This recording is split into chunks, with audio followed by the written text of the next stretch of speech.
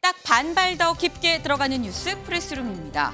최근 5년을 기준으로 직원보다 못 번 사장님이 무려 100만 명이 넘는다고 합니다. 에이, 자영업자들 다 소득 줄여서 신고하는 거 아니야 라고 생각하실 수 있습니다만 최근 자영업자 소득 파악률 90%가 넘죠. 다들 어렵다 하는데 이게 현실입니다.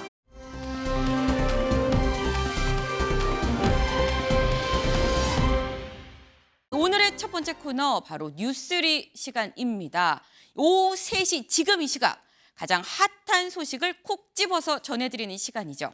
오늘 어떤 소식이 준비됐는지 직접 만나볼까요? 네, 한국은행의 어제 기준금리 인상으로 이자 부담이 커졌는데요. 윤석열 대통령 가계와 기업의 도산이 없도록 적절한 신용정책을 만들겠다고 밝혔습니다. 위기는 과장돼서도 안 되고 방치돼서도 안 된다면서 한 이야기인데요. 어제 한은의 빅스텝 단행으로 10년 만에 기준금리 3% 시대가 열리면서 연 6조 5천억 원, 1인당 약 32만 원의 이자 부담이 늘어날 전망입니다. 최근 쿠팡 소비자를 대상으로 한 신종 모바일 피싱이 늘고 있는 가운데 일명 쿠팡맨 사칭으로 인한 피해 사례가 잇따르고 있습니다.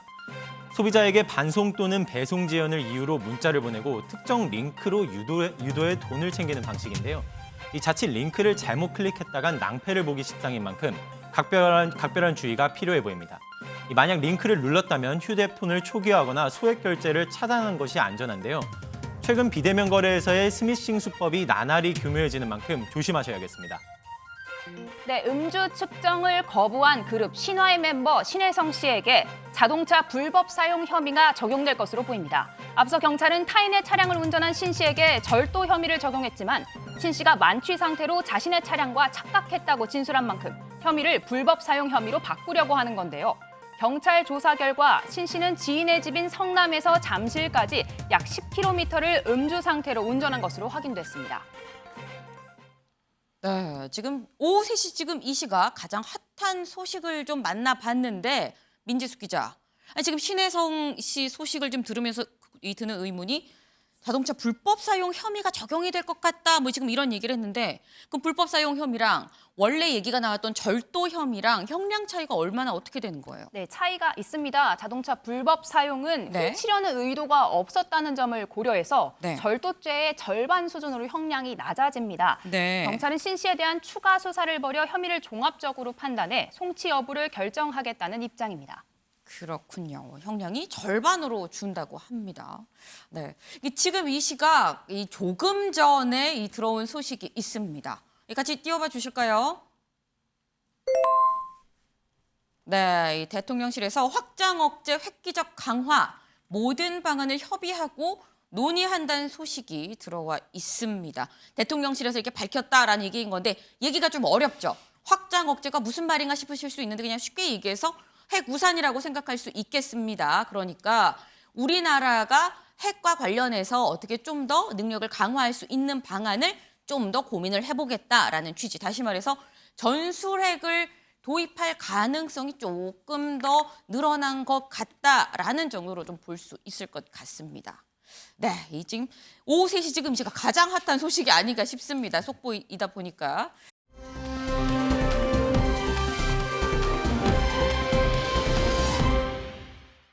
항상 즐거운 시간이죠. 큐시트 회의 시간으로 넘어가 보겠습니다. 오늘의 첫 번째 아이템 민지숙 기자가 준비했네요. 네, 제가 준비했습니다. 북 연일 도발하는데 군은 미사일 추적 실패입니다. 어제 또 북한이 미사일을 쐈습니다. 이번엔 장거리 전략 순항 미사일인데요. 핵을 쏠 수 있는 수단이 여태껏 쐈던 탄도미사일뿐 아니라 순항 미사일도 있다는 점을 강조하려는 의도로 해석됩니다. 북한 당국의 발표 듣고 오시죠. 경애하는 김정은 동지께서 장거리 전략순항 미사일 시험 발사를 현지에서 지도하셨습니다. 발사된 2기의 장거리 전략순항 미사일들은 2000km 계선의 표적을 명중 타격했습니다. 김정은 동지께서는 오늘 울린 미사일 폭음은 적들에게 또다시 보내는 우리의 명명백백한 경고이며 핵 전략 무력 운영 공간을 계속 확대해 나가야 한다고 하셨습니다. 네, 방금 들으신 발표대로 김정은 위원장 직접 발사 현장을 참관한 것으로 보이는데요. 네. 사진을 보시면 김정은 위원장이 이렇게 지붕이 있는 터널 안에서 참관하는 모습이 포착됐습니다. 네. 군사 전문가들은 이렇게 터널을 이용해서 미사일 실험 움직임을 은폐하면서 한미의 감시와 탐지를 피하려고 했다. 이런 분석을 내놓고 있습니다. 아니 그런데 지금 얘기를 들어보면 북한이 얘기하기로는 우리는 어제 쐈다는 거 아니에요? 맞습니다. 그런데 어제 우리는 북한이 미사일 쐈다는 얘기를 전혀 못 들었거든요. 네. 그럼 우리 군은 북한이 미사일 쏜지 몰랐다는 얘기입니까? 아닙니다. 군은 어제 실시간으로 네. 이런 비상 상황을 탐지하고 있었다. 이렇게 그래요? 밝혔습니다. 하지만 말씀하신 대로 정작 이 소식이 알려진 건 오늘 오전이었는데요. 네. 이를 두고 왜 어제 곧바로 발표하지 않았냐. 맞아요. 기자들의 질문이 쏟아졌습니다. 군 당국의 설명 듣고 오시겠습니다. 북한은 어제 새벽 2시경부터 평안남도 개천 일대에서 순항미사일 2발을 서해상으로 발사하였습니다. 우리 군은 실시간 관련 상황을 파악하고 있었으며 감시 및 경계를 강화한 가운데 한미 간 긴밀하게 공조하면서 대비 태세를 유지하고 있었습니다. 그 공개 여부는 여러 차례 기자분들에게 설명을 드렸던 것처럼 우리 정보 감시 능력의 노출 등을 고려해서 별도로 설명드리지 않는다라고 여러 차례 말씀을 드렸습니다. 네, 이런 보안상의 문제에 덧붙여서 네. 탄도미사일의 경우에는 유엔 안보리사의 결의 위반 사항이기 때문에 감지가 되는 순간 바로 발표를 하는데 네. 이번처럼 순항미사일의 경우에는 그렇지 않기 때문에 조금 사안이 달랐다 이런 설명을 덧붙였습니다. 아니 그러면 분명 같은 미사일인데 왜 탄도미사일은 안보리 결의 위반이고 순항미사일은 안보리 결의 위반이 아닌 건지를 좀 알아봐야 되지 않나 싶습니다. 강재묵 기자, 이 탄도미사일이랑 순항미사일 뭐가 다른 거예요? 네, 그 유엔 안보리가 이 북한 탄도미사일을 제재하는 이유는 이 탄도미사일의 속도와 사거리 때문입니다. 아. 아무래도 이 위력 때문이겠죠. 네. 이 탄도미사일을 우리가 흔히 생각하는 미사일로 이해해 주시면 되겠습니다. 이 높이 쏴서 최대한 거리를 확보하는 건데 이 대체로 이제 20km 정도 이제 고도를 넘기면 레이더에 감지가 됩니다. 그래서 네. 레이더에 금방 포착돼서 이제 합참에서도 이제 언론에게 곧장 이제 알리게 되는 그런 흐름인데 이 반면 이 순항 미사일 같은 경우는 비행기와 원리가 비슷하다고 생각하시면 됩니다. 이 탄도 미사일은 속도가 빠른 대신 포물선 궤도가 기본으로 이제 경로를 바꾸기 힘들게끔 이제 포물선 경로를 이루고 있는데 네. 이 순항 미사일은 그보다는 느리지만 마치 이제 무인기가 다니는 것처럼 이제 자유자재로 경로를 바꿀 수 있는 거죠. 네. 이제 그러다 보니까 비교적 지면에 가까이 붙어서 이제 좀 더 낮은 고도에서 지면에서 날아다니는 경우가 많으므로 네. 이 감지를 위해서는 별도 수단이 필요합니다. 근데 이 내용을 이제 언론에 공개할 경우에는 북한이 우리의 이제 정찰 감시 능력을 파악할 수 있는 수단이 될 수도 있다. 이것이 네. 군 당국 측 설명입니다. 그렇군요. 이도훈 위원님. 네네. 지금 국방부 얘기는 순항 미사일의 경우에는 뭐 굳이 이걸 다 알리지 않는다라고 우리가 알아도 얘기를 하지 않는다라고 얘기를 하는데 사실 제 기억에 순항 미사일임에도 불구하고 알렸던 적도 있긴 또 있어요. 그 국민들은 이런 상황에서 약간 불안할 수도 있어 보이거든요. 그러니까 탄도미사일이든 순항미사일이든 북한이 미사일을 쏘면 우리 국민들은 당연히 불안감을 느끼죠. 네. 그럼 가급적이면은 공개하고 거기에 대해서 우리가 어떻게 대응하고 있다는 것까지 설명을 해주면은 네. 우리 국민이 좀 더 안심을 하겠죠. 기술적으로 보면은 그 탄도미사일은 굉장히 정해진 이 포물선을 따라가고 네. 굉장히 마하 5에서 10 빠른 속도로 네. 굉장히 그 무거운 탄두 중량을 갖고 하기 때문에 굉장히 위협적이에요. 그래서 국제사회가 특히 이제 북한과 관련해서 제재하는 거고 네. 순항 미사일은 그거보다는 이제 조금 그 위험성이 덜해서 국제적으로 지금 공식적으로 제재는 하지 않습니다. 그렇지만 그 북한은 지금 단거리 미사일, 그다음에 중거리 미사일, 그다음에 이제 SLBM 잠수하면서 쏘는 거, 심지어는 저수지에서 쏘는 거. 이번에 네. 이제 순항 미사일까지 쏴대면서 우리를 좀 위협하는 거 아닙니까? 그렇다면 우리도 거기에 대해서 좀 더 특단의 그 대응 조치가 있어야 되는데 물론 이제 지금 이제 전술핵 재배치 논의도 시작되고 아까 저 앵커가 말씀하신 대로 확장 억제도 조금 더 이제 강화하는 방안이 논의되고 있습니다만 네. 정부가 좀 더 긴장감을 갖고 대응한다 이런 느낌을 주는 건 좀 필요하지 않나 이렇게 생각합니다. 네. 짧게. 네, 이제 말씀하신 거에 대해서 제가 좀 보충하고 싶은데요. 아마 현무3라고 하는 미사일 발사 시험 성공했다 이런 얘기 들어보셨을 거예요. 네네. 그게 이제 순항 미사일이에요. 이 사거리가 한 1,000km 정도 되는 건데요. 네. 그러니까 그때 우리 군에서 밝히기로는 적의 지휘부를 쪽집게처럼 타격할 수 있다 이렇게 얘기를 했습니다. 말씀하신 것처럼 탐지가 좀 쉽지가 않고요. 일직선으로 거의 뭐랄까 지면에 붙어서 미사일이 궤적을 그리기 때문에 확인하기가 쉽지 않은데 네. 이번에 발표를 안 한 것은 저는 개인적으로 문제가 있다고 보는 게 뭐냐면 우리가 사거리 1,000km이기 때문에 북한 전역을 타격할 수 있다고 얘기했거든요. 이번에 팔자 그리면서 사거리가 2,000km라 그랬어요. 네. 그럼 이거는 일본도 타격이 가능하다는 얘기가 되는 겁니다. 그런데 이거를 발표를 안 한다? 네. 좀 납득하기가 좀 쉽지 않고요. 우리 군 당국 발표하고 북한이 발표한 게 좀 차이가 있는 점은 네. 북한은 전략 순항 미사일, 장거리 미사일이라고 표현했어요. 네.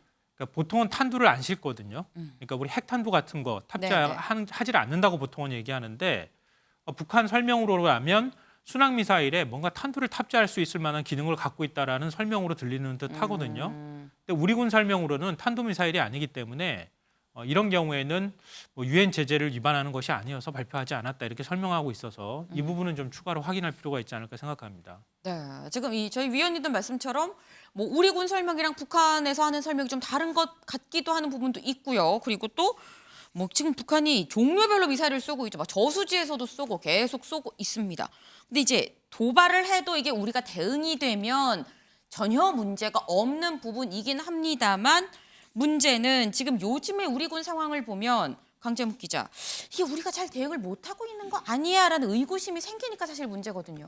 네, 국민들 입장에서는 뭐 의구심 내지는 불안감이 있을 수밖에 없는 상황으로 보입니다. 네. 우리나라도 이제 대응 조치를 보이긴 했는데요. 우리나라와 주한미군 이 연이은 도발에 에이테크스 지대지 미사일을 발사했습니다. 네. 이 지난 5일이고요. 네. 각 2발씩 총 4발을 동해상으로 이제 발사했는데 이 문제는 이 한국이 발사한 2발 중에 한 발이 이 동해상의 가상의 표적을 향하다 갑자기 추적 신호가 끊어진 것으로 전해지고 있습니다. 네. 나머지 한 발과 이 주한민군의 에이테크스 2발은 이 표적에 명중한 것으로 전해진 데 반해 네. 이 한 발의 미사일이 표적에 명중했는지는 확인할 수 없었던 것으로 알려졌습니다. 네, 이런 발표에 기자들은 군에 2가지를 자세히 물어봤습니다. 네. 한 발의 추적에 실패했다고 하면 그렇다면 왜 당시 보도자료에는 정밀 타격이라는 표현을 썼거든요. 표적을 맞춘 것처럼 이야기했는데 이게 사실이 아니지 않느냐. 네. 또 2번째, 그래서 결국은 이 작전이 실패한 것이냐 성공한 것이냐 이렇게 직접적으로 물었습니다. 네. 하지만 결국 성공인지 실패인지 하는 시원한 답변은 듣지 못했는데요. 네. 군 당국 설명 듣고 오시겠습니다.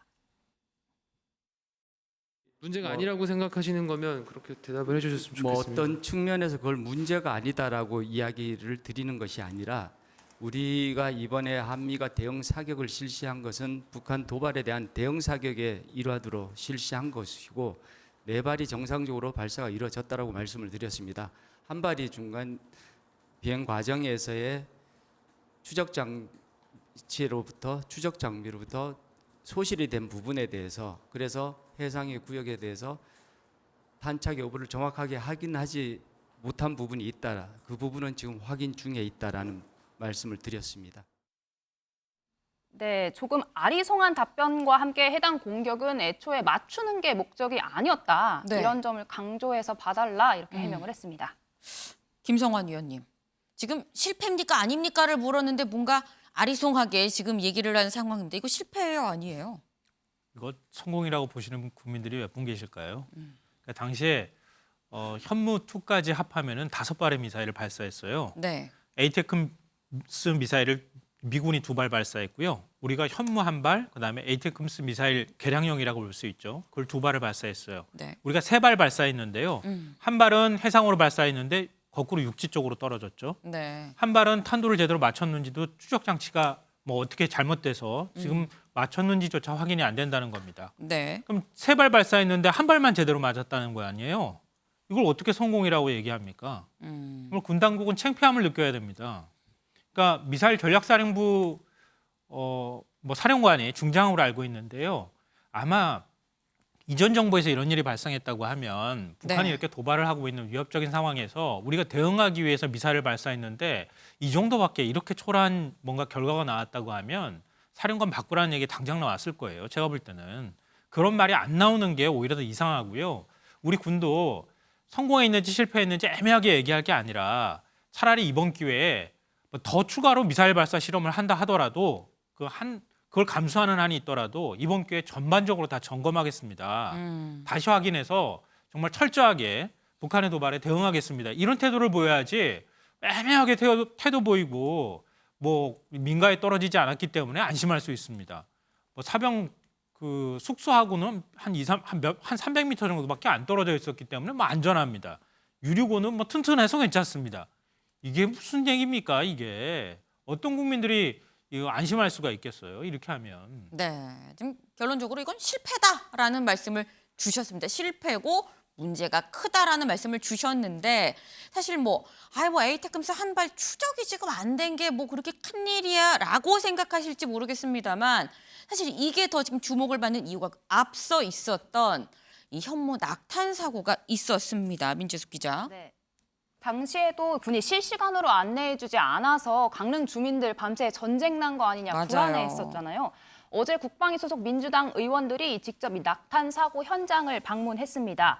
화면을 보시면 이 수십 미터 폭의 땅이 깊이 파인 모습 확인하실 수 있는데 네. 잔디와 이 펜스가 그을린 모습을 봐서 당시 사고의 위력이 어마어마했음을 알 수 있습니다. 합동참모본부는 당초에는 이 미사일 탄두가 골프장 내에 추락했고 네. 낙탄 지점에서 400m 떨어진 곳에 추진체가 추락했다. 이렇게만 밝혔습니다. 네. 하지만 이날 민주당 의원들이 갔을 때 조사에서 기름이 담겨있는 유류 저장고에도 추진체가 떨어져 화재가 일어났던 사실이 새롭게 밝혀졌습니다. 이 낙탄 사고 현장 근처에 또 군 장병 숙소와 교회 등의 시설이 있어 자칫 더 큰 인명 피해가 발생할 수 있었다는 사실도 새롭게 공개가 됐는데요. 네. 이런 점을 통해 김병주 민주당 의원, 이런 사실들이 군이 뒤늦게 알렸다며 조직적인 은폐 가능성을 이야기했습니다. 네, 하지만 국방부 이 민주당 주장에 즉각 반박에 나섰습니다. 민주당 의원들의 이 부적절한 주장에 강한 유감을 표명한다고 이제 밝힌 건데요. 네. 은폐할 이유도 없거니와 은폐할 수도 없다는 것이 군의 설명입니다. 근거 또한 없다고 설명하기도 했고요. 이어 미사일 추진체가 유류 저장고 한가운데 떨어진 것, 이 역시도 이제 관련해 설명이 있었는데 네. 이 공군 비행장의 유류고는 적의 포격에도 견딜 수 있도록 이제 구축된 만큼 네. 이 낙탄으로 인한 폭발 위험성은 전혀 없었다고 이 설명을 이어갔습니다. 네, 지금 우리 국방부의 해명을 보면 은폐할 이유가 없고 은폐할 수도 없다는데 은폐면 안 되는 사안이기도 합니다.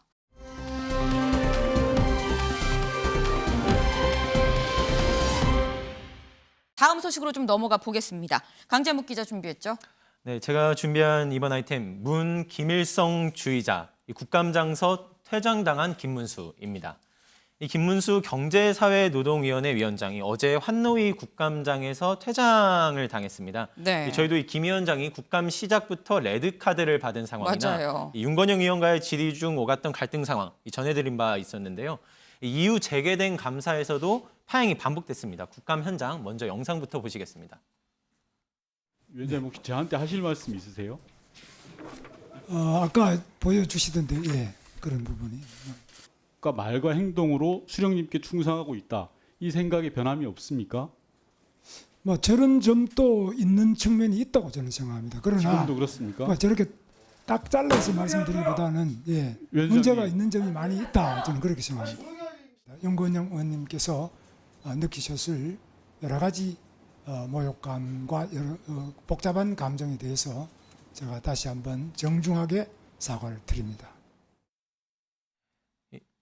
네, 이 내용들도 많아서 다시 좀 설명을 드리면은 네. 먼저 윤 의원과의 질의 중 본인이 수령에게 충성하고 있다는 생각 변함이 없냐 이 질문에 그런 측면도 있다라고 하면서 이제 1차적으로 파행을 빚었었죠. 네. 2시간 40여 분 만에 재개된 감사에서 윤 의원께서 느끼셨을 모욕감에 사과한다고 이제 방금 영상에서 보신 네. 것처럼 있었습니다. 근데 야당이 이제 발언 자체를 사과해야 한다며 이어서 항의하면서 감사가 다시 또 중지가 됐습니다. 네. 이어 저녁 식사 이후로 이어졌는데요. 국감이 다시 네. 김문수 의원의 발언을 이유로 또 고성이 오가던 중에 끝내 또 이제 감사 중지로 세 번째까지 이어졌습니다. 네, 참, 어제 저희가 이미 파행 소식을 전해드렸는데 그 이후로도 두 번이나 더 또 파행이 됐다고 합니다.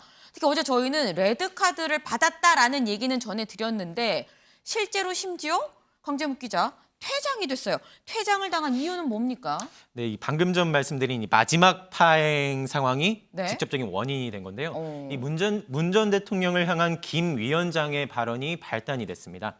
이 민주당 전용기 의원이 문 전 대통령을 종북 주사파라 생각하나라는 질문을 했습니다. 네. 이 김 위원장이 문 전 대통령 본인이 신영복 선생을 가장 존경하는 사상가라고 생각을 한다면 이 김일성주의자다라고 대답을 하면서 이 세 번째 감사 중지로 이어진 거거든요. 이 역시도 듣고 오시겠습니다. 저희가 대한민국 정통성을 부정하는 종북 김일성주의자들입니까? 지금도 그렇게 생각하세요? 저희 다 그렇다는 게 아니라 일부 그런 그러니까 문재인 경우가 대통령은 종북 주사파라고 생각하십니까? 문재인 대통령이 신영복 선생을 가장 존경하는 사상가라면 확실하게 김일성주의자입니다. 신영복 선생을 존경한다는 사람은 김일성주의자입니다. 제가 정정할 수 있는 기회를 드리겠습니다. 문재인 대통령이 평창 올림픽에서 추가하세요, 이분. 평창 올림픽에서 북한의 김영남부터 김여정이 있는 가운데서 신영복을 존경하는 대한민국 사상가라고 이렇게 했습니다. 그건 대단하십니다. 굉장히 문제가 있습니다. 네, 대단하십니다. 당장은 김문수 위원장에 대해서는 퇴장 조치를 하겠습니다. 김문수 위원장은 퇴장하여 주시기 바랍니다.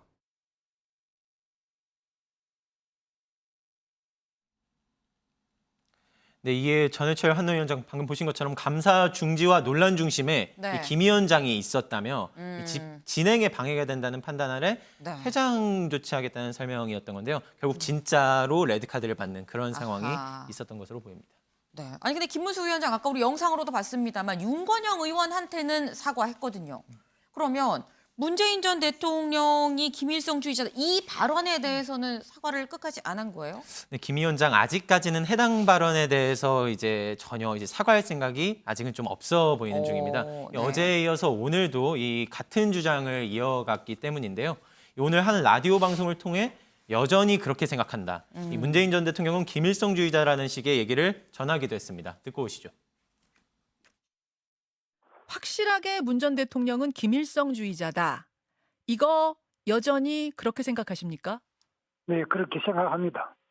신영복 사상이라는 것은 김일성 사상입니다. 김일성 사상을 자기 사상으로 하는 신영복 선생의 사상을 가장 존경하는 사상이라고 한다면 김일성주의자라고 봐야죠. 그 사상 때문에 신영복 선생을 존경한다고 문재인 전 대통령이 말한 것은 아니기 때문에 지금 바로 그렇게 등치시킬 수 있는 건지 모르겠습니다.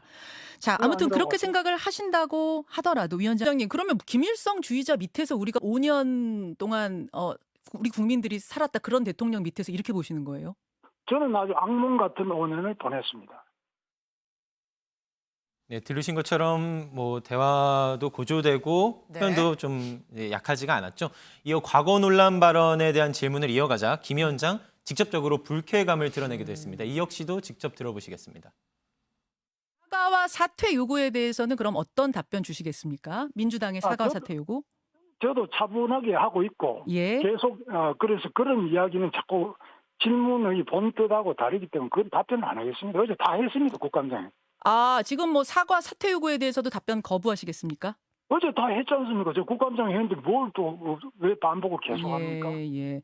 지금 뭐 윤건영 의원은 대통령의 사과까지도 요구하고 있더라고요. 뭐 그거는 그분들의 생각이죠. 네, 어제 김문수 위원장과 직접 충돌했던 윤건영 의원이 오늘 입장을 밝혔습니다. 한 라디오 방송에서 피가 거꾸로 솟는 듯한 느낌이었다 하면서 어제 국감 현장의 소감을 전했는데요. 네. 직접 듣고 오시겠습니다. 상식적으로 이해가 안 되죠. 신영복 선생을 존경하는 사람은 무조건 김일성주의자다. 문재인 대통령도 신영복 선생을 존경한다고 했으니 종북 김일성주의자다. 이게 요지거든요. 이게 대명천지에 가능한 논리입니까? 이게 21세기에 윤석열 정부 들어와서 뭐 벌어지는 현상 아니겠습니까? 윤석열 대통령이 총애하는 사람이 특징이 있어요. 오만하거나 방자하거나. 김문수 위원장의 사과가 중요한 게 아니라 임명권자인 윤석열 대통령의 진정한 진심 어린 사과 그리고 사퇴 이런 게 필요하다고 생각합니다. 네, 윤 의원뿐만 아니라 환노위 소속 위원들 국회 권위를 훼손한 모욕적인 언행이다 이렇게 규정하고 김문수 위원장을 고발 조치할 것이라고 밝히기도 했습니다. 그렇군요. 이동훈 위원님. 네. 지금 국감 내내 이 김문수 위원장의 발언이 계속 논란이 되고 있습니다. 파행이 심지어 3번이나 되고 지금 심지어 야당이 고발을 하겠다고 하는 그런 상황인데 이게 뭐 국감은 그렇다 치고 앞으로 일할 수 있을까 하는 생각이 듭니다. 우선 우리가 이제 TPO라는 얘기를 많이 하지 않습니까? 때와 장소, 상황에 따라서 적절하게 말도 하고 옷도 입고 처신도 하라는 건데 네.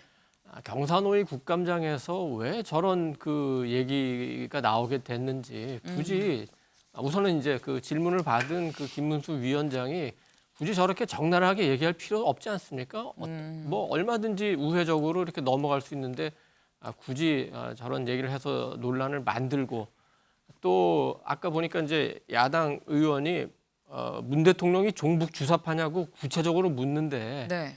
그렇게 또 굳이 물어서 어떻게 그러니까 말하자면 김문수 위원장의 사상을 검증하듯이 그렇게까지 할 필요가 있었는지 어쨌든 김문수 위원장의 발언은 대단히 부적절한 것 같고 무엇보다 경사노위 위원장이면은 이제 우리가 이전에 봤던 이제 노사정위원회, 네. 노사 등 해서 이렇게 사회적 대타협을 이끌어내야 되는데 저렇게 강한 태도로 나와서 가지고 어떻게 그 타협을 이끌어낼 수 있는지 뭐 물론 본인은 스스로가 이제 우리나라 뭐 노동운동의 산 증인이고 신영복 씨에 대해서도 그 대학 선배고 하니까 잘 안다 해서 네. 저렇게 주장했는지는 모르지만 저렇게 해가지고는 경사노위가 잘 그 굴러가기는 어렵지 않나 좀 우려되는 측면이 있습니다. 네.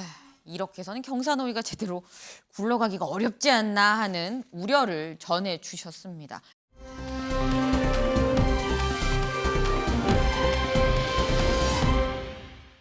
다음 소식 민지숙 기자가 준비했죠. 네, 이번에도 국감 소식인데요. 여는 김정숙, 야는 김건희, 전현직 영부인 공방입니다. 국감장에서 여야가 이례적으로 영부인들 관련된 의혹을 놓고 대립하고 있는 모양새입니다. 네. 민주당은 김건희 여사 관련 이슈를 꺼냈는데 예상과 달리 김건희 여사 본인이 아닌 조부의 이야기였습니다. 지난 21일 김건희 여사 미국 순방 당시 개인 일정 저희가 소개해드렸었는데 네. 당시 참전 용사의 집을 방문했다는 소식 전해드렸습니다.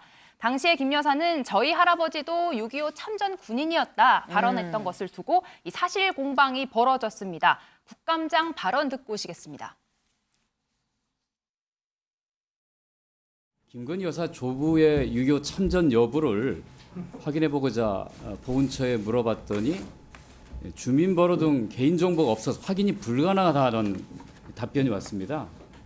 그래서 다시 대통령실에 물어봤습니다. 역시 알려줄 수 없다는 답변이 왔습니다. 참 이상합니다.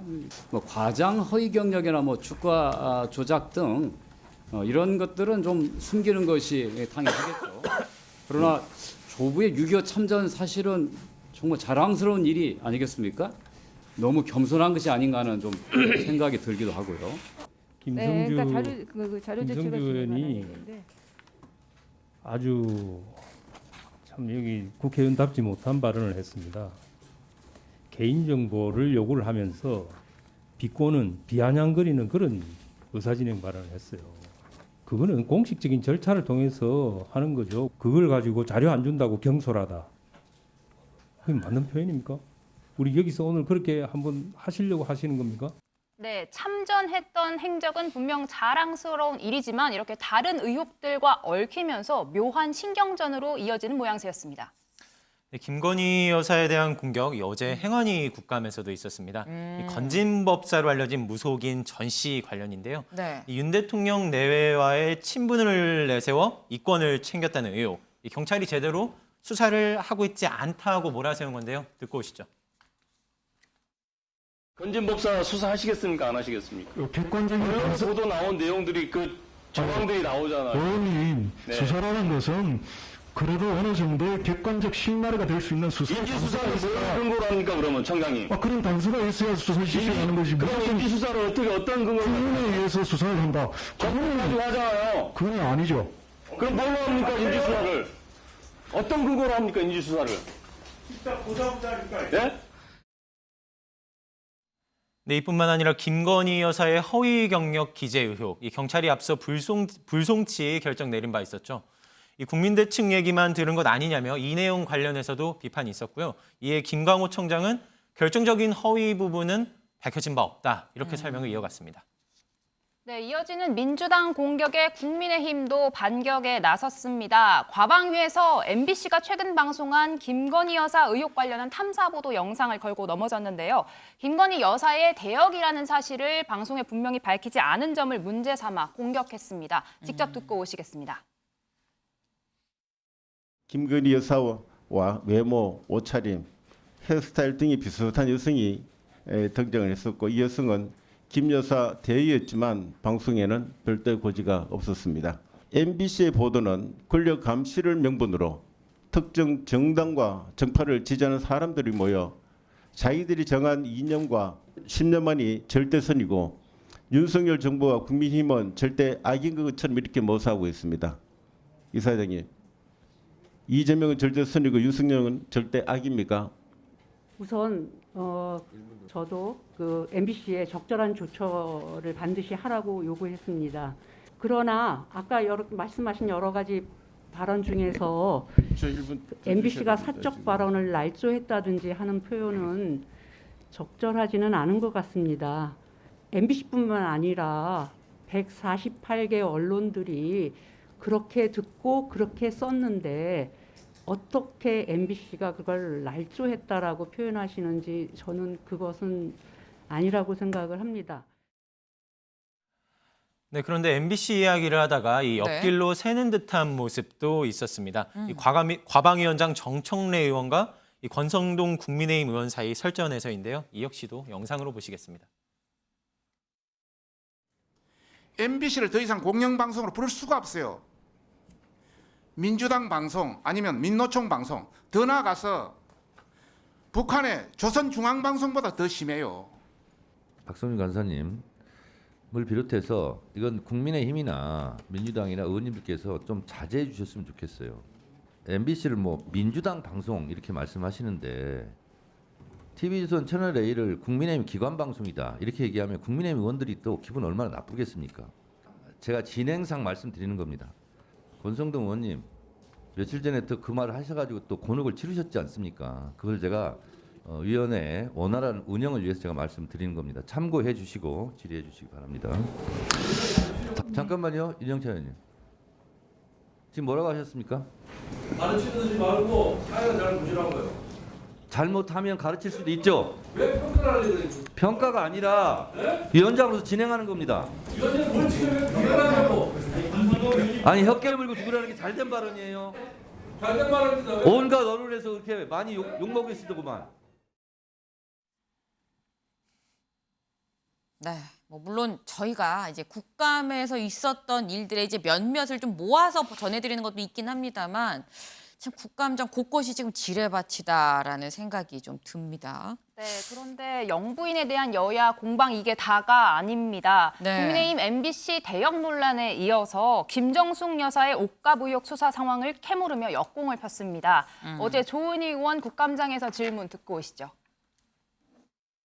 반부패 공공범죄 수사대에서 김정숙 여사 옷값 의혹에 대해서 지금 수사 중인 거죠? 네, 그렇습니다. 청와대 특활비가 영부인 의류나 구두, 장신유 등 구매에 사용됐다면 현행죄에 해당할 수 있다. 이러면서 고발하고 반년이 지났는데도 별 소식이 없습니다. 수사 어떻게 진행되고 있습니까? 이 부분도 충실하게 자료 조사라든지 자료 요청을 한다든지 수사 중에 있다는 말씀을 드리겠습니다. 네, 경찰은 계속 절차대로 수사 중이다 이렇게 해명했습니다. 이미 경찰이 수사해서 무혐의 결정을 내린 김건희 여사 허위 경력 의혹 사건들 이것들은 시민단체 고발로 검찰 수사 단계로 또 넘어와 있는 상태입니다. 그렇군요. 지금 국정감사인데 영부인 대전 같은 지금 그런 느낌이 듭니다. 김성환 의원님 어떻게 보셨습니까? 전 영부인 특검했으면 좋겠어요. 계속 싸우잖아요. 계속 공정하지 못하다고 하니까 그냥 영부인 특검 해가지고 양쪽 다. 예, 양쪽 다 그냥 다 수사해버렸으면 좋겠어요. 국민들이 좀 필요한 상황인 것 같고요. 각각의 사안별로 쪼개면 사실은 논쟁의 지점이 될 만한 부분들은 많이 있어요. 또 상대방을 향해서 좀 부풀리거나 과장하는 주장이나 의혹들이 적지 않은 것도 사실이거든요. 근데 언제까지 계속 이렇게 공격할 거냐 이런 생각이 들고요. 네. 전임 정부의 영부인을 이제 현임 정부의 네. 집권 여당에서 자꾸 공격하잖아요. 네. 그러면은 지금 현 영부인이 자꾸 더 곤란해져요. 왜냐하면 전임 정부 때 영부인이 옷값을 얼마 썼습니까? 그러면은 나중에 가서 지금 김건희 여사 옷값 얼마나 썼습니까? 안 물어보겠어요. 김건희 여사 외교 활동하는데 돈 들어간 거 다 공개하십시오. 이렇게 나오면 어떡하겠어요. 그러니까 그런 방식으로 집권 여당에서는 공격하지 않았으면 좋겠고요. 네. 뭐 여러 가지 의혹 제기가 있다 하더라도 민주당에선 좀 절제된 태도를 보일 필요도 있겠다 이렇게 생각합니다. 네. 지금 이 차라리 양쪽 다 특검을 하는 게 낫겠다. 언제까지 이 얘기를 할 거냐 뭐 이런 말씀을 좀 주셨습니다.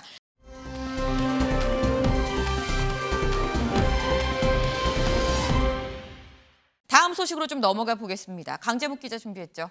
네, 네 번째 아이템입니다. 이 방산주 논란에 묵묵부답이던 이재명.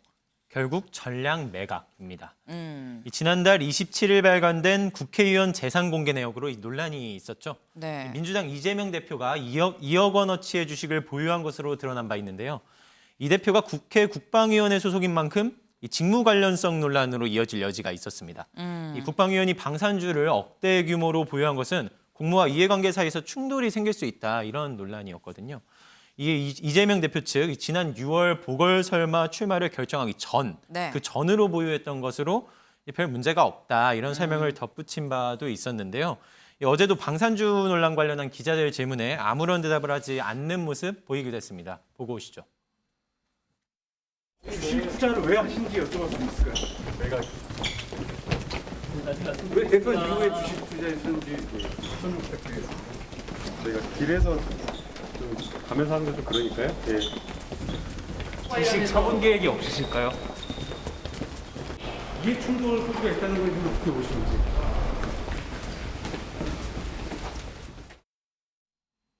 네, 이재명 대표 지금 기자들 질문에 묵묵부답을 하는 어제 모습이었는데 강재묵 기자, 오늘 국방위 국정감사 있었잖아요. 네, 맞습니다. 그런데 이재명 대표는 오늘 국방위 국감 자리에서는 볼 수 없었습니다. 오, 네. 오늘 국회에서 이 언론인 간담회 일정이 있었기 때문인데요. 이 당대표이다 보니 이 간담회 자리에서 모습을 보였고요. 네. 이 취재진이 이 언론인 간담회 자리에서 관련 질문을 이제 당연히 좀 준비를 했을 텐데 네. 오늘 간담회 자리에서도 기자들 질의를 받지 않고 떠나간 것으로 전해졌습니다. 말 그대로 이제 언론인 간담회인데 이 간담회라는 성격과 괴리된다는 지적이 또한 나오고 있는 중입니다. 그렇군요. 사실 이재명 대표 뭐 관련해서 말을 지금 아낀다는 얘기를 지금 우리 기자들이 얘기를 했는데 민지숙 기자, 이 국민의힘 입장에선 사실 너무 좋은 공격 포인트이기도 합니다. 맞습니다. 국민의힘 노골적으로 뭘 네. 얼마나 해먹으려고 국방위로 왔느냐 이렇게 집요하게 파고들고 있습니다. 국회의 기본적인 이해충돌 방지를 위한 자정 노력에 이 대표가 찬물을 끼얹고 있다면서 정치인으로서의 자질까지 문제 삼고 있는데요. 오늘 열린 비대위에서도 김상훈 국민의힘 의원 공세를 높였습니다. 직접 듣고 오시겠습니다. 민주당 이재명 대표는 한미일 합동 군사훈련을 두고 극단적 친일 국방이라고 하는가 하면 나아가 일본군이 한반도에 진주하고 우길기가 다시 한반도에 걸리는 일이 생길 수 있다는 망상에 가까운 선동에 앞장서고 있습니다. 그러면서 정작 본인은 2억 3,100만 원의 방산업체 주식을 가지고 국방위를 상임위로 선택, 이해충돌 방지를 위한 국회의 자정 노력에 찬물을 끼얹었습니다. 네, 그런데 이 계속되는 공세, 이 논란이 커지는 것이 부담됐는지 네. 조금 전 오후 2시로 이재명 대표 해당 주식을 전량 매각했다고 발표했습니다. 네. 민주당 공보국 측 통한 내용이고요. 네. 이어 상임위 활동과 관련한 불필요한 오해를 불식하기 위함이다. 근데 또 이어서 국회 등에 청구한 백지 신탁 심사 절차와는 전혀 무관하다. 이런 네. 설명을 덧붙이기도 했습니다. 네. 지금 주식을 전량 매각을 했다고 합니다. 이도훈 위원님. 네. 그런데 이게 이해 충돌 가능성에 대해서 전혀 이 대표는 전에 생각을 못했었던 걸까요? 그러게요. 그런 게 좀 아쉽죠. 오늘 전량 매각했다고 하니까 뭐 뒤늦게라도 잘 선택을 한 것 같고 네. 그러나 조금 더 일찍 매각을 했었으면 어땠을까. 2억 3천만 원어치 이제 현대중공업하고 한국해양조선 주식을 샀던 건데 아마 현재 시황으로 보면 아마 손해보고 팔았을 가능성이 많습니다. 논란의 여지가 이제 몇 가지가 있는데 3구 대선 끝나고 5월 초에 인천 계양을 그 보궐선거 국회의원 선거에 출마하기 그 사이에 이제 네. 매입한 것 같은데 네.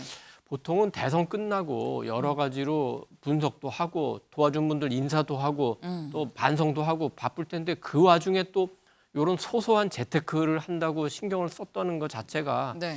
참 멘탈이 대단하다고 해야 될지 참 그런 부분이 있고 또 본인이 이제 여러 가지 앞으로의 정치 행로를 위해서 국방위를 선택을 했다면 네. 그러니까 방산 관련 물론 이제 방산만 관련된 건 아니고 조선 산업으로 볼 수도 있지만 분명히 방산 관련된 거는 뭐 다 알지 않습니까? 그렇다면은 피했거나 아니면 국방위를 실제적으로 선택을 했다면 그때는 팔았어야 되는데 굳이 그거를 또 백지신탁까지 가게 했는지 예를 들어서 안철수 의원처럼 본인이 대주주거나 그러면은 뭐 그럴 수 있겠지만 현대중이나 그 한국해양조선에서 2억 3천만 원어치 주식이라는 게 아주 좀 미미한 그 지분 아니겠습니까? 그럼 얼마든지 그냥 당일 팔아도 되는 건데 왜 이렇게 선택이 늦었는지 그리고 마지막으로는 이거랑 직접 관련은 있는지 없는지는 모르겠습니다만 오늘 네. 그 국방위 감사에 참석을 안 했다는 거는 네. 국회 국방위원으로서 국방부 감사보다 중요한 그 임무가 어디 있겠습니까? 그래서 대단히 그것도 부적절하다 이렇게 비판할 수밖에 없을 것 같습니다. 네. 아니 근데 김성환 의원님, 저는 또 이런 궁금증도 들었습니다. 지금 이 주식을 방산주를 산 기간을 좀 보면은 지금 5월 중순쯤 매입한 게 아니냐라고 지금 얘기를 하는데 이게 이때면은 이미 뭐 윤석열 정부 이제 시작이 된 시간이거든요. 그럼 윤석열 정부가 들어오면 방산주가 오를 것이다라는 생각을 했던 걸까요? 어떻게 보세요? 저는 오히려 더 아니한 생각을 했던 거 아닌가 싶어요. 아. 조선주라는 생각을 했지 방산주라고 생각하고 구입했을 것 같지는 않아요. 방산주라고 생각을 못했을 것이다. 왜냐하면 조선주들을 누가 방산주라고 생각하고 구입하겠어요. 일반 투자자들도 그렇게는 잘 생각 안 해요. 그래요? 보통 이제 대우조선해양 같은 경우에 잠수함 진수한다 이런 소식은 들리지긴 하지만 네. 일반적으로 조선 산업에 훨씬 큰 영향을 받지. 만약에 예를 들어서 함정을 건조한다거나 이것 때문에 전체 매출액의 파이 중에서 네. 그게 대부분을 차지하는 건 아니란 말이에요. 그러니까 아마 그런 아니한 생각을 했을 것 같다. 그러니까 결과적으로 굉장히 아니한 생각을 했던 것 같다. 그러니까 이재명 대표는 지금 아니한 생각을 할 때가 아니잖아요. 그러니까 민주당에서 얘기할 때도 지금 먼지털이식 수사를 하고 있는 상황인데 이런 조그마한 꼬투리 하나가 굉장히 큰 타격으로 돌아올 거라는 걸 민주당은 유념해야 한다. 그런 생각을 못했다 그러면 이재명 대표는 진짜 제가 볼 때는 좀 더 바짝 긴장해야 되는 상황이 아닐까 싶고요. 그러니까 아마 민주당 정권을 내줄 수밖에 없었던 가장 큰 이유는 제가 볼 때 집 두 채 가지면 안 된다고 얘기했잖아요. 네. 근데 두 채 가진 거 드러난다거나 임대차 3법 했는데 임대를 올려받았다거나 이런 별로 크지 않다고 생각하는 거에서 국민들한테 굉장히 큰 상처를 준 거예요. 그런데 거꾸로 얘기하면 국민의힘 의원이나 뭐 지금 대통령실에 있는 사람이나 집 두 채, 세 채, 네 채 막 갖고 있잖아요. 근데 별로 욕 안 먹어요. 민주당은 그렇게 얘기했기 때문에 더 많은 사람들한테 욕을 먹는 욕을 안 거예요. 먹진 않을 것 같은데요. 아니, 별로 이슈가 안 되잖아요.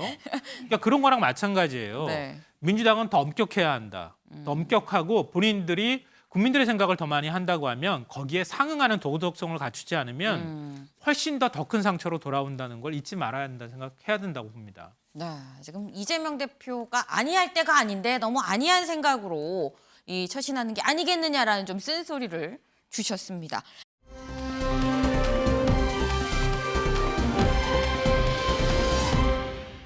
다음 소식 민재숙 기자가 준비했죠. 네, 이번에 사건 사고 소식 모아봤는데요. 네. 제목은 엉뚱한 집 털고 자전거 도색까지 기상천외한 도둑들입니다. 네, 유튜브 방송을 보고 도둑질을 결심한 2인조. 엉뚱한 집을 털려다가 덜미가 붙잡혔습니다. 한 유튜버가 돈 자랑을 하는 동영상을 보고 범행을 결심한 것으로 알려졌는데요. 네. 영상 속에 비춰진 이 집 안의 내부 모습과 아파트 현관 모습 등을 근거로 네. 또 지도 어플을 통해서 외부를 확인한 다음에 아파트 단지와 동호수까지 특정했다고 합니다.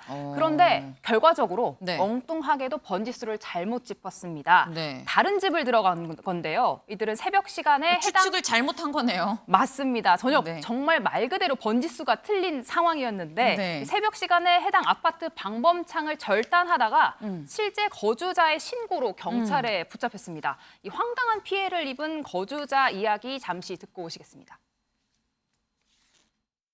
하나가 쿵 소리 나와요. 이만큼 열었어요. 야! 바로 도망가세요. 네, 범행을 저지른 40대 남성 A씨는 평소에 채무에 쏙찍 쫓겨오다가 네. 집에 4억 원이 넘게 현금이 있다는 유튜버의 동영상을 보고 와. 범행을 결심했다고 합니다. 네, 그런데 이 A 씨 일당, 이 다른 집을 잘못 알고 침입한다는 이제 얘기에 이제 어리숙한 그래 보이는데요. 네, 그런 케이스 아니냐 생각하실 수도 있겠는데요. 네. 그렇지 않습니다. 이 여러 차례 사전 답사도 있었고요. 이 본인들의 신분을 숨기기 위한 노력도 있었습니다. 이 범행 당시에 인근 승용차 2대의 번호판을 이제 떼어내가지고 이제 앞뒤로 자신들의 차량 앞뒤로 덧붙이는 그런 치밀한 모습을 보이기도 했었고요. 근데 하지만 이제 앞서 민지숙 기자가 설명드린 것처럼 막상 범행 시도에는 이 전혀 엉뚱하게 해당 유튜버의 자택이 아닌 다른 곳으로 오인하는 뭐 이런 상황으로 흘러갔었던 것으로 파악되고 있습니다.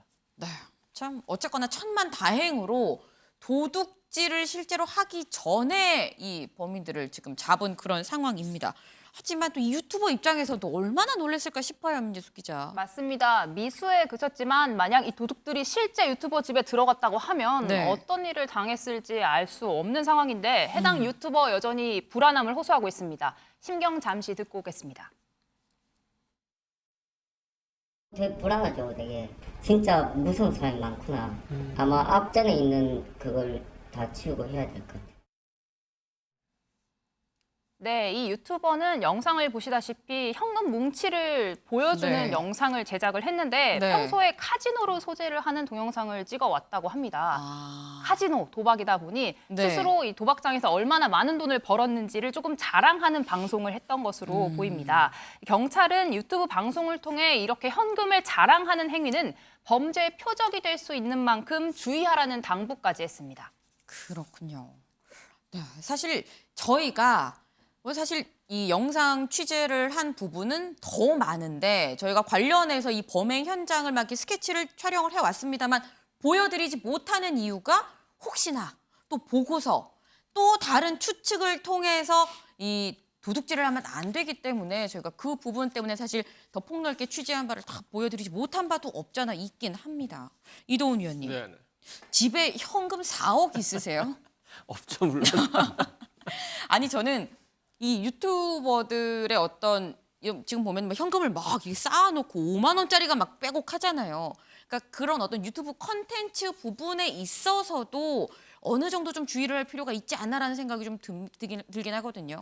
카지노 관련된 이제 유튜브 방송을 하니까 아마 돈 자랑을 하신 것 같은데 네. 최근에 이제 그 돈 자랑이 이렇게 나오는 거는 미국에서 이제 힙합 음악이 처음에 발생한 것이 그 흑인 빈민층 네. 그래서 굉장히 못 배우고 교육도 못 받고 그렇지만 음악 하나로 세계 시장을 장악하고 성공해서 이렇게 돈을 많이 벌었다. 초창기에 그러니까 아주.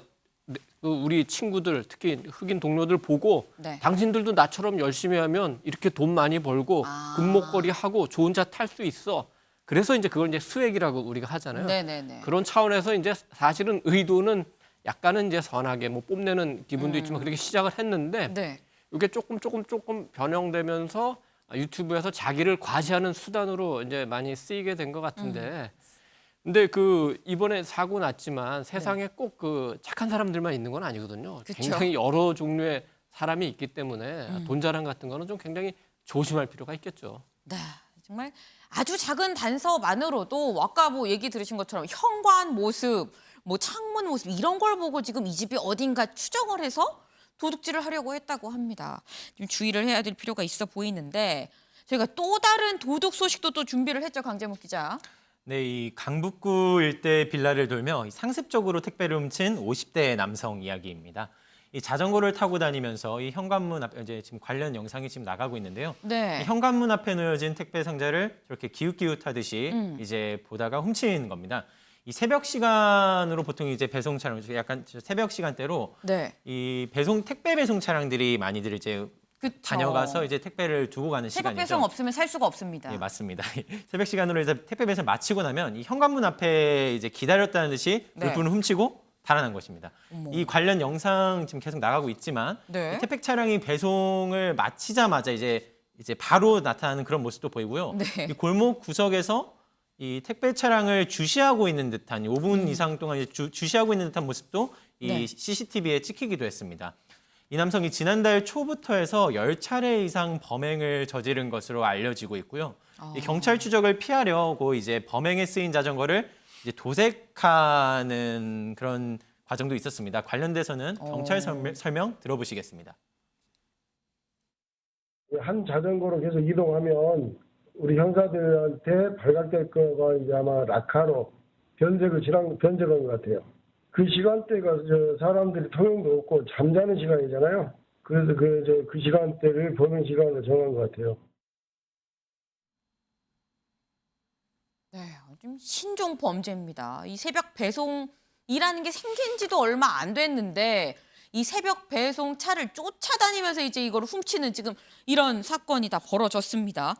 김성환 의원님, 이게 범행 수법이 날이 갈수록 좀 진화하는 것 같아요. 제가 볼 땐 좀 도둑에 가까운 것 같아요. 그러니까 피해액이 400만 원 정도니까요. 네. 아주 뭐 고가의 뭔가를 노렸다기보다는 그냥 뭐 생활형 범죄라고 하면 안 될 것 같긴 한데요. 네. 범죄 자체는 나쁜 행위니까요. 근데 그런 방식으로 좀 더 손쉽게 뭔가 훔칠 수 있다 이렇게 생각한 것 같은데 이 생각을 좀 해봤으면 좋겠어요. 그 택배 배달하는 물품이 사라졌을 때 누가 그걸 배상해야 되는가? 택배 기사가 다 물어내야 돼요. 그러네요. 택배 기사도 그렇게 넉넉한 분들은 아니잖아요. 약간 벼룩의 간을 빼먹는 듯한. 그렇죠. 그러니까 자기가 이걸 가져가서 뭐 400만 원으로 얼마나 뭐 좀 편하게 살 수 있을지 모르겠지만 그걸 네. 가져갔을 때 나로 인해서 또 누군가는 굉장히 큰 고통받을 수 있다. 이 생각을 전혀 하지 않았던 거 아닌가 이렇게 생각되거든요. 그러니까 약자가 약자를 향해서 뭔가 고통을 주는 행위가 될 수 있으니까 가급적 그렇지 않았으면 좋겠고요. 네. 저도 뭐 낮에 택배 기사들이 이렇게 택배 차량 그냥 문 열어놓고 막 배달하러 올라갔다 맞아요. 내려갔다 하는데 이것도 물건 잃어버리면 어쩌나 이런 걱정을 할 때가 가끔씩은 있거든요. 네. 근데 택배 기사가 그거 문 열고 닫을 때마다 막 잠그고 또 하면은 굉장히 힘들잖아요. 그렇죠. 그러니까 그런 점들을 우리 사회가 좀 신뢰를 가질 수 있도록 그렇게 좀 뭐랄까 배려를 좀 해줬으면 어떨까 하는 그런 아쉬운 마음이 듭니다. 네.